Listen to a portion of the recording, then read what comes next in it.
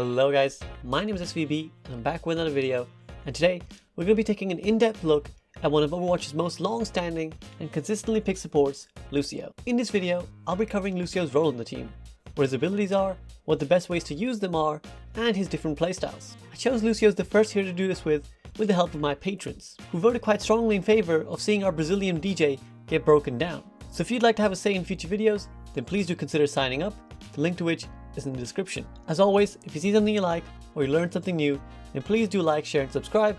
But otherwise, let's get to it guys. Okay, so Lucio, a hero we should all be very familiar with by now, but I still see a lot of people play him really badly. So before I go over his abilities, I want to talk quickly about where people frequently go wrong with Lucio. One of the most common mistakes people make with all supports is that they see a character that can heal and they think, okay, so I'm just going to heal for the rest of my life then.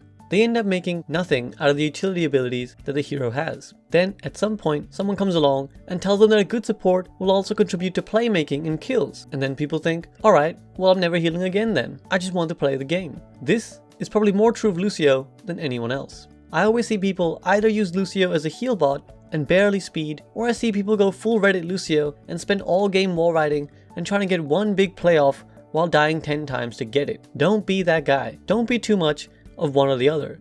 I'll expand on this later, but let's generally talk about Lucio's abilities first. His kit is as follows. Shout out to Blizzard, by the way, for the demonstration video. His primary fire is a projectile based 4-bullet burst that travels fairly slowly and does 20 damage each. Then he has his alternate fire, aka the boop, which does 25 damage and knocks enemies back. Then we have Crossfade, which is a selection of 2 songs he can alternate between, which benefits himself and allies in a radius around him. One song heals it around 16 health per second, while the other speeds allies by 25%, assuming the PTR changes go through. Then, he has a passive ability, Wall Ride, which as the name suggests, allows him to skate along walls while also increasing his movement speed by 30%. He also has Amp It Up, which is one of the most powerful abilities in the game and greatly increases the effectiveness of Lucio's speed and healing song, whichever one he happens to be on at the time. Finally, we have his ultimate, Sound Barrier, which provides allies with a big burst of temporary shields, which can be enough to protect them from most sources of immediate damage in the game. Now here's a quick look at the priorities of the abilities that you need to master in which order. Obviously, controlling your wall rides and having good sound barriers are important, but the absolute fundamentals of Lucio come from his song and amp usage, and also his general displacement work with the right click. And damage, well that's a bonus. You can be a really good Lucio, even if you're not great at wall riding or hitting people with his primary fire, but if you don't use the songs correctly, and you never peel properly, you're going to get very little value with this hero. Lucio's songs are his most important feature, and understanding which song to use when is what separates good Lucios from the bad. Lazy Lucios, or players who don't understand the hero very well, will generally leave the healing song on most of the time, when in fact his ability to speed up allies is the most powerful ability he has and a unique one in the game. Generally, finishing a game with gold healing as Lucio is not good, unless your other healer has just been hard throwing the game. You want to be healing of course, but you have to recognize every opportunity to either speed your team forwards into a fight or speed them back out of a bad position. This is why Lucio is generally played by players who have a very good understanding of the game and team fights. It's also why Lucio is generally the shot caller in the team, because Lucio is often the player who decides through the use of his songs when a team should go in and when they should back out. That's also why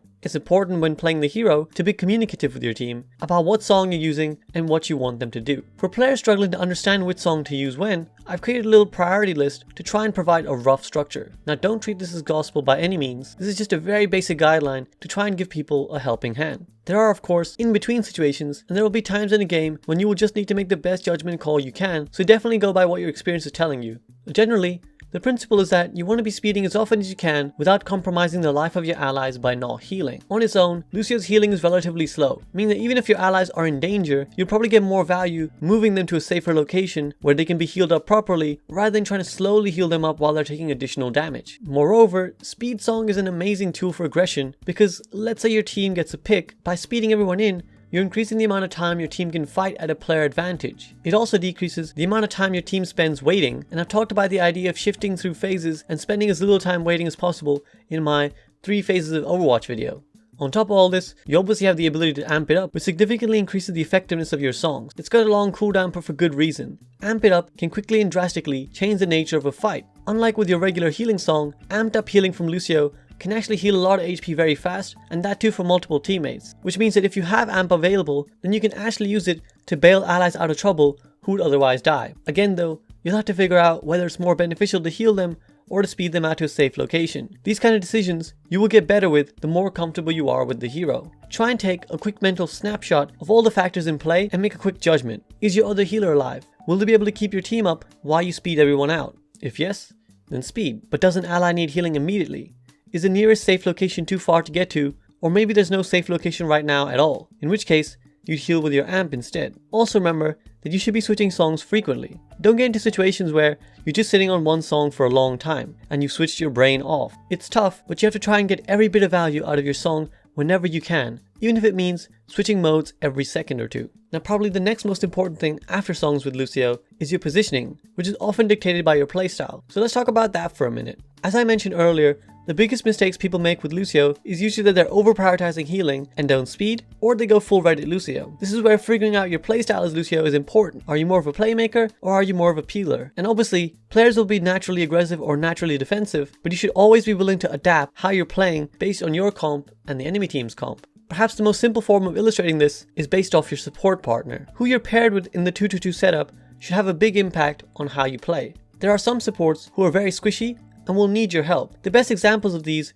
will be Ana and Zen. Both those heroes have no mobility and can be easily left stranded and make for easy kills when dove on. If you're paired up with either of these guys, you need to be willing to play bodyguard Lucio. If you keep these guys alive, they will get a lot of work done and they'll be able to help keep your team alive in turn. But if they die while you're busy frontlining, then your team will inevitably lose most fights since you'll always be down one healer. This is where your boop ability really shines. Most people use it as a means to just try and get environmental kills. And while that's great when possible, its most stable and consistent valuable use is that as a means of displacing people.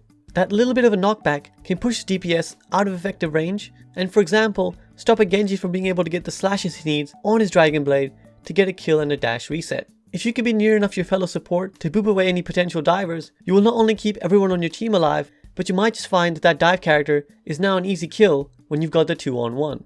If, however, your fellow support has a lot more self-sustain and can escape without your help, then your role as Lucio changes. For example, when playing with a Moira who has 2 forms of self-healing and a fade ability, Lucio's need to bodyguard is basically gone. Of course, sometimes she will need help, but generally she can look after herself, which frees you up as a Lucio to be a lot more aggressive in frontlining. The same would apply when playing with a Mercy who has a fire to fly to, or a Baptiste who has high ground he can escape to. Now in those situations, that's where Lucio can be a big playmaker, and this is where his kit starts to come together. Knowing how to move and wall ride as Lucio gets increasingly important the higher up the ladder you go, not just because it looks great and you can be annoying, but because it can allow you access to positions which set you up for further plays. If you're trying to make something happen, for example, you can wall ride in behind enemies and knock them off high ground or right into your teammates. Any main tank, and particularly a Reinhardt player, will tell you how annoying it is to be pushed around by a Lucio into somewhere you don't want to be. And this is generally how Lucio controls space and movement. He can speed his team into areas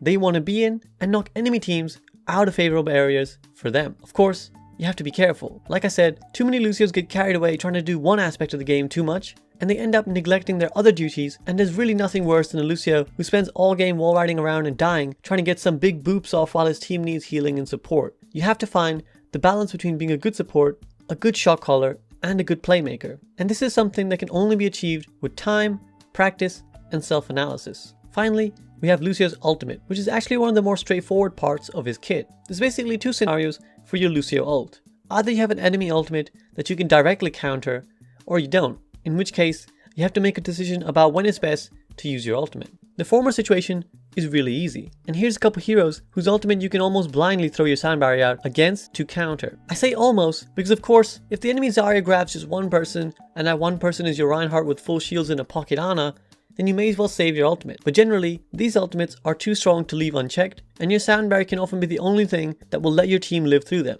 PS, you obviously have to hide from EMP and use beat afterwards. Nowadays, Sigma ults, which can catch multiple members of your team, also fall under this category. However, if these ults aren't in the game, then you need to be more on your feet with how you beat. You can either use it aggressively to protect your team while they go through a tight area, or to make sure they survive long enough to actually get in the fight. Otherwise, you'll need to make a judgment call and decide when enough of your teammates are under danger that you need to try and save them with sound barrier. The general tip I would give is try to anticipate what's going to happen. If the enemy is starting to use a lot of ultimates or powerful abilities and your team is still in a position to win the fight, then popping the sound barrier can basically single-handedly give your team everything it needs to come out on top. But if you're too slow, the chance will be gone, particularly because it takes a second to cast. And if a couple people are already dead, then you've probably wasted your ultimate. It's really important to anticipate with sound barrier, because relying on reacting alone is a surefire way to end up in trouble.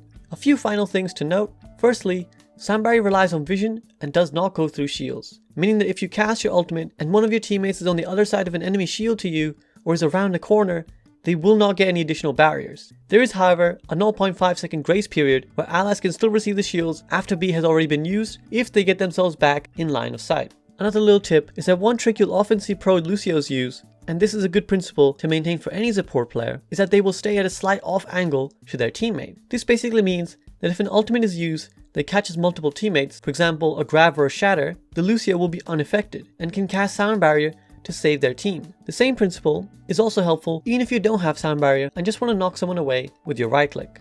Again, these are the kind of things that separate the really good Lucios from the bad ones, and making these kind of hero plays are often more significant than getting the biggest of environmental kills you can imagine. And that's all I got for today, guys. Hope you found this video helpful, and I hope in particular you Lucio players out there found something in here that you might find of use. As always, I want to give a big shout out to my patrons who do the awesome job of supporting me, and you can see some of their names flying around me at the moment. But that's it from me. I'll be back next week with another video. See you guys soon.